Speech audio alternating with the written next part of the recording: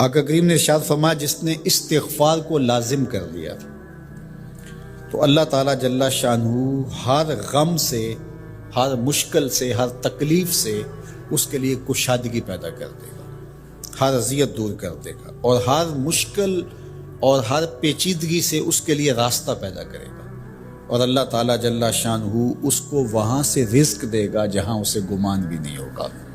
فرمایا کہ اس کے حضور استغفار کرو، وہ آسمان سے بارشیں نازل کرے گا، تمہیں بیٹے بھی دے گا، تمہیں مال بھی دے گا، لہلہاتے باغ بھی ہوں گے، چلتی نہریں بھی ہوں گی، معیشت کا پہیہ چل جائے گا اگر تم اللہ سے ڈرنے والے بن جاؤ گے۔ تو آج ہم کہتے ہیں یہ ہو فلاں ماہر اور فلاں شخص ہو تو پھر ہماری معیشت بہتر ہو سکتی ہے۔ اللہ نے کہا استغفار کرنا سیکھ لو، میں تمہارے لیے رحمتوں کے دروازے کھول دوں گا۔ کثرت کے ساتھ لا الہ الا اللہ اپنے معمولات زندگی میں شامل کریں، یہ تجدید ایمان کا ذریعہ ہے۔ اسی طرح سبحان اللہ و بحمدہ یہ دن میں 100 مرتبہ اپنے معمولات میں شامل کر لیں۔ اگر سمندر کی جھاگ سے بھی زیادہ یا اس کے برابر بھی گناہ ہوئے تو یہ کلمات صرف 100 مرتبہ پڑھنے سے سارے گناہ بخش دیے جاتے ہیں۔ اسی طرح درود شریف کی کثرت، سورہ ملک کو یاد کرنا اور سورہ یاسین کی تلاوت کرنا 10 قرآن مجید پڑھنے کے ثواب کے برابر۔ تو یہ اتنا خزانہ آج کی اس نشست میں آپ کو دے دیا گیا ہے۔ استغفار کریں، تقوی کے خوگر ہو جائیں، شکر کرنے کی عادت ڈالیں۔ جو شکر کرتے ہیں اللہ تعالیٰ ان کو اور زیادہ عطا فرماتا ہے، دنیا میں بھی اور آخرت میں بھی۔ اس طرح دوسروں کی پریشانیاں دور کریں، اللہ آپ کی پریشانیاں دور کرے گا۔ بانٹنے کا مزاج پیدا کریں، آپ کے پاس جو بھی ہے بانٹ دیں، علم ہے تو بانٹیں، خوشیاں ہیں تو بانٹیں، آپ کے پاس دولت ہے تو لوگوں کے دکھ اس دولت سے دور کرنے کی کوشش کریں۔ جب آپ بانٹنا شروع کر دیں گے تو آپ کا رب آپ کو عطا کرنا شروع کر دے گا۔ یہ بات ہو نہیں سکتی کہ انسان کی زندگی میں مشکل نہ ہو۔ جب انسان کو پیدا کیا گیا تھا، اس کا خمیر گویا گیا تھا، تو 39 دن تک اس کے خمیر پر مٹی جو گوندی گئی تھی انسان بنانے کے لیے، اس پر 39 دن دکھوں کی بارش ہوئی تھی اور ایک دن خوشیوں کا می برسا تھا۔ تو انسان کی زندگی میں خوشیاں اور غم اس تناسب سے ہیں۔ لَقَدْ خَلَقْنَا الْإِنسَانَ فِي قَبْضٍ، انسان کی زندگی مشقتوں کا مجموعہ ہے، حالات کی تلخیوں کے سے مقابلہ کرنا پڑتا ہے، لیکن حالات مشکل ہو جائیں تو ان سے نکلنے کا راستہ کیا ہے؟ تو سنیے قرآن کیا کہتا ہے، وَمَن يَتَّقِ اللَّهَ يَجْعَلْ لَهُ مَخْرَجًا وَيَرْزُقْهُ مِنْ حَيْثُ لَا يَحْتَسِبُ۔ جو اللہ سے ڈرنے لگ جاتا ہے، تقوی اختیار کر لیتا ہے، تو پھر اللہ تعالیٰ جل شانہ اس کے لیے مخرج پیدا کر دیتا ہے، یعنی اس مصیبت سے نکلنے کے اللہ راستے دیتا ہے۔ یہ اس شخص کا مقصوم ہے جو اللہ سے ڈرتا ہے۔ اس پر مشکلات اس پہ بھی آتی ہیں، یہ نہیں کہ اس پہ مشکلات نہیں آتی، زندگی کی مشکلات کا وہ بھی شکار ہوتا ہے، لیکن جو ہی مشکلات آتی ہیں ان مشکلات سے نکلنے کا اللہ اسے راستہ بھی عطا کر دیتا ہے۔ اور دوسری بات، وَيَرْزُقْهُ مِنْ حَيْثُ لَا يَحْتَسِبُ، اللہ اس کو وہاں سے رزق دیتا ہے جہاں سے اسے گمان بھی نہیں ہوتا، وہاں سے رزق دے دیتا ہے۔ بندہ تو یہ کہتا نا کہ مجھے یہاں سے ملے گا، یہاں سے، ایک بندے کی منصوبہ بندی ہے، لیکن جو اللہ سے ڈرنے والا ہوگا اللہ اس کو وہاں سے رزق دے گا جہاں اسے گمان بھی نہیں ہوگا، خیال بھی نہیں ہوگا کہ یہ راستہ بھی حصول رزق کا ہو سکتا ہے۔ تو یہ میرے رب کا وعدہ ہے اور میرے رب کے وعدے سچے ہیں۔ تو جب تم اللہ سے ڈرنے لگو گے تو یہ تخت و تاج، یہ دنیا کی عزتیں، یہ تمہارے قدموں میں ہوں گی۔ اس سے ڈرنے کا نتیجہ ہے جو تمہارا رب تمہیں عطا فرمائے گا۔ حضرت عمر رضی اللہ تعالیٰ عنہ کی خدمت میں ایک شخص آیا، اس نے کہا میرے ہاں اولاد نہیں ہے، تو آپ نے کہا استغفار پڑھا کرو۔ ایک دوسرا شخص آیا کہ صاحب بارشیں نہیں ہوتی، فرمایا استغفار پڑھا کرو۔ تیسرا شخص حاضر خدمت ہوا اور کہا کہ ہمارے ہاں قحط کا عالم ہے، فرمایا کہ استغفار پڑھا کرو۔ تو کوئی پاس بیٹھا تھا، اس کے اٹھ کے جانے کے بعد کہا کہ مختلف لوگ مختلف سوال لے کر آئے اور آپ نے ایک ہی جواب دیا کہ استغفار پڑھا کرو۔ تو کہا میں نے اپنے طرف سے تھوڑا دیا، یہ تو میرے رب کا فرمان ہے۔ کہا وہ کیسے؟ کہا سورہ نوح پڑھو، فَقُلْتُ اسْتَغْفِرُوا رَبَّكُمْ۔ حضرت نوح علیہ السلام نے اپنی قوم سے کہا کہ اپنے رب کے حضور استغفار کیا کرو، اِنَّهُ كَانَ غَفَّارًا۔ اس کا نتیجہ کیا ہے؟ جب تم استغفار کرو گے تو وہ تمہارے گناہ بخش دے گا۔ ایک تو فائدہ اس کا یہ ہوگا، وَيُرْسِلِ السَّمَاءَ عَلَيْكُمْ مِدْرَارًا، آسمان سے موسلادھار بارشیں بھی برسیں گی، وَيُمْدِدْكُمْ بِأَمْوَالٍ وَبَنِينَ، اور اللہ تمہیں استغفار کی برکت سے مالا مال بھی کر دے گا، وَبَنِينَ، اور تمہیں بیٹے بھی عطا کرے گا، وَيَجْعَلْ لَكُمْ جَنَّاتٍ وَيَجْعَلْ لَكُمْ أَنْهَارًا، تمہیں باغ بھی عطا کرے گا اور تمہیں چلتی ہوئی نہریں بھی عطا فرمائے گا۔ استغفار کی ضرورت ہے۔ آپ کے دریاؤں کا پانی سوکھ گیا، استغفار کریں گے اللہ تعالیٰ ان کو پانیوں سے مالا مال کر دے گا، بارشیں ہوں گی، قحط سالیاں دور ہوں گی، بے اولادوں کو استغفار سے اولاد نصیب ہوگی، اور معیشت کی بہتری جو ہے وہ استغفار کے ذریعے سے ہوتی ہے۔ تو یہ 5 چیزیں بیان فرمائیں، تو استغفار سے خوشحال زندگی کا تصور ابھرتا ہے۔ اللہ اکبر۔ حضرت انس رضی اللہ تعالیٰ عنہ سے ایک روایت سن لیجئے، کہتے ہیں کہ رسول کریم صلی اللہ علیہ وآلہ وسلم نے فرمایا کہ جس طرح تانبے کو، لوہے کو، دھاتوں کو زنگ لگتا ہے، اس طرح دلوں کو بھی زنگ لگتا ہے، اور فرمایا زنگ کو اتارنے کے لیے جو چیز بنائی گئی ہے وہ استغفار ہے۔ تو استغفار دلوں کا زنگ اتارتا ہے۔ قرآن مجید کی تلاوت، کثرت ذکر، موت کی تذکیر اور استغفار، یہ دلوں کا زنگ اتارتا ہے۔ اللہ اکبر۔ تو یہ آپ کے سامنے جو احادیث رکھی گئی ہیں، اللہ ہمیں ان سب پہ عمل کی توفیق عطا فرمائے۔ حضور نے ایک تمنا کی ہے، حضور کے دل میں ایک خواہش تھی کہ اگر یہ ہو جائے تو امت کے بھلے کی بات ہے، تو فائدہ تو ہمارا ہوگا، خوش حضور ہو جائیں گے۔ اللہ اکبر۔ تو فرمایا کہ میری آرزو ہے کہ میرا ہر امتی سورہ ملک اپنے سینے میں سمو لے۔ اللہ سورہ ملک کا جمال بھی دے، اس کی تلاوت کا نور بھی نصیب فرمائے، صحت لفظی کے ساتھ اس کو پڑھنے کی، اس کو یاد کرنے کی توفیق نصیب فرمائے۔ وہ سینہ قبرستان کی طرح ہے جس میں قرآن کی کچھ آیات نہیں ہیں، تو اس لیے اپنے سینے کو منور کریں، آباد رکھیں۔ اللہ آپ کو اپنی خاص عنایات نصیب کرے۔ ایک دن صحابہ سے فرمایا میرا دل چاہتا ہے کہ ہر مومن کے سینے میں سورہ ملک ضرور موجود ہو، یہ میری تمنا ہے، حضور نے فرمایا۔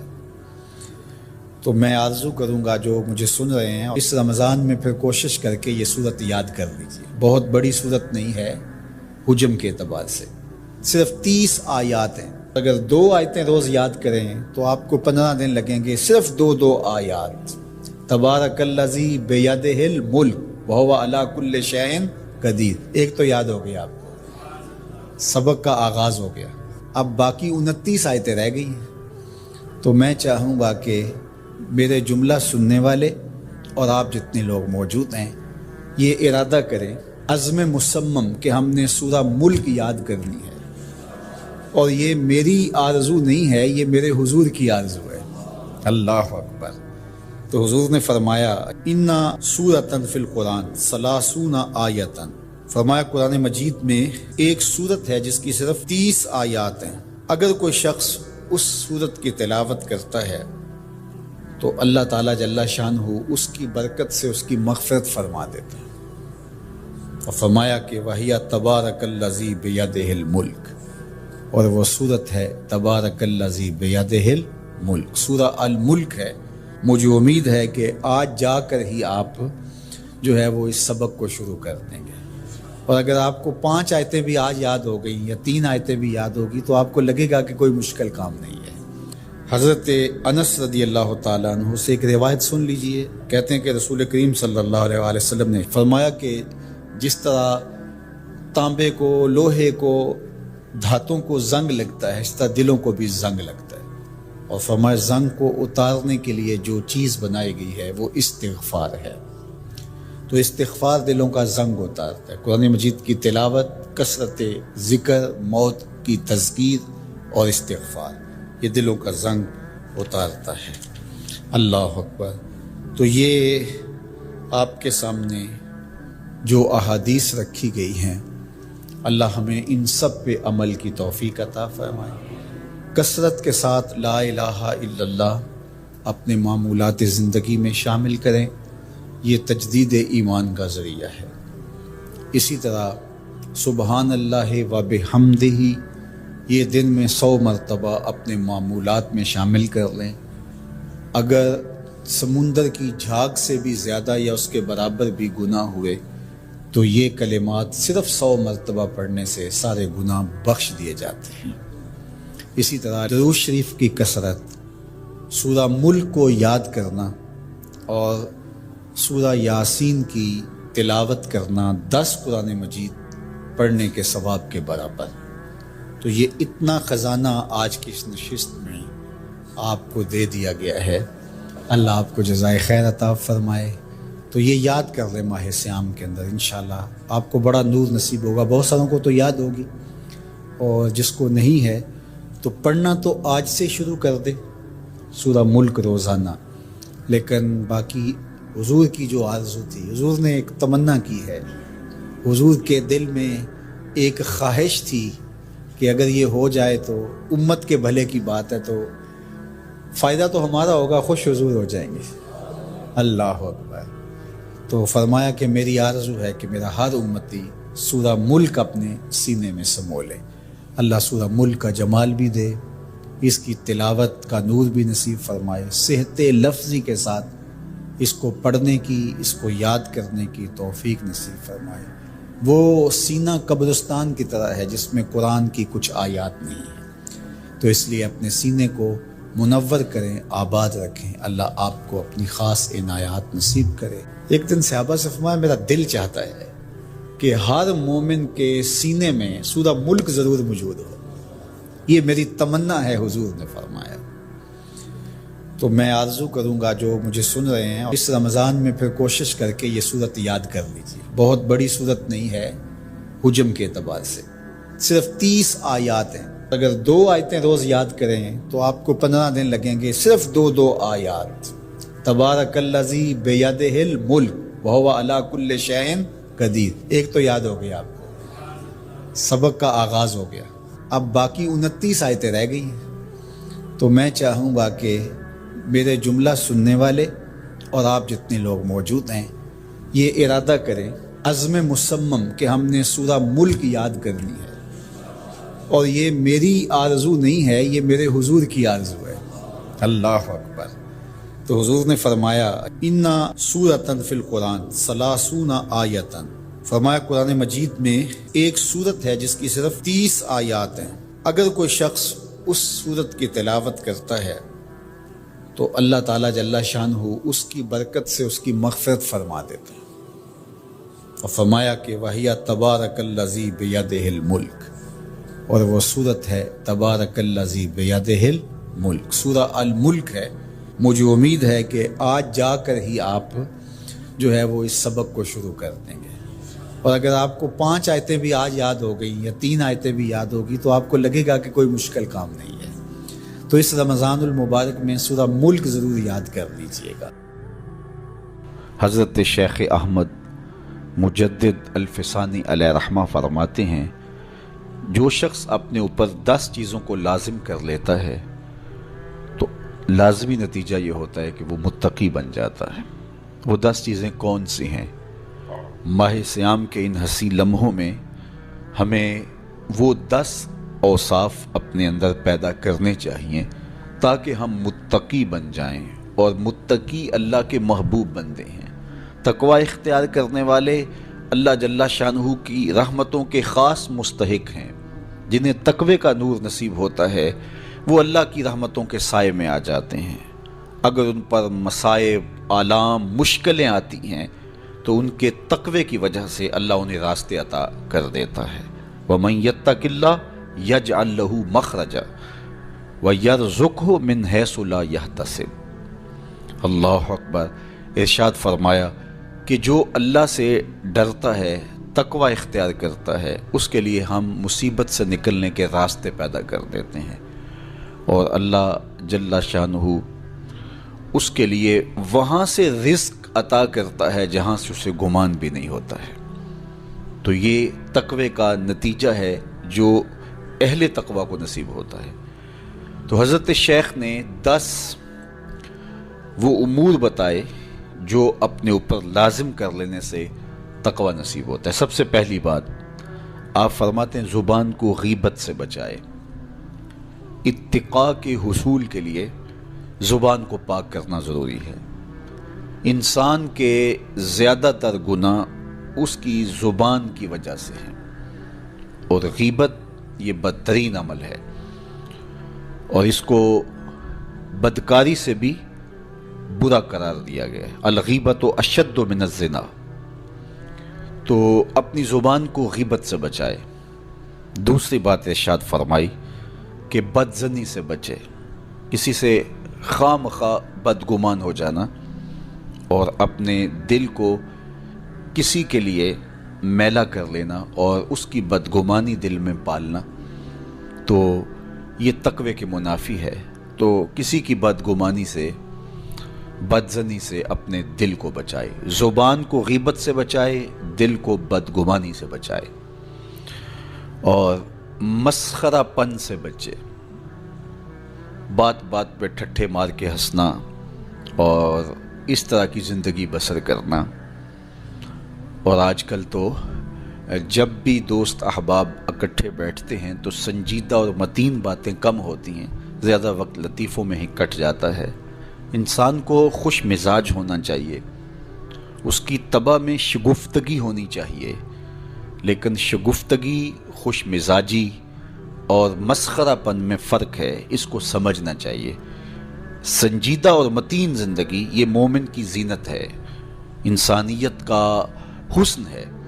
اس لیے تقوی کے حصول میں مانع ہے مسخرہ پن۔ اگر کوئی شخص متقی بننا چاہتا ہے تو اس کو سنجیدہ اور متین بننا ہوگا۔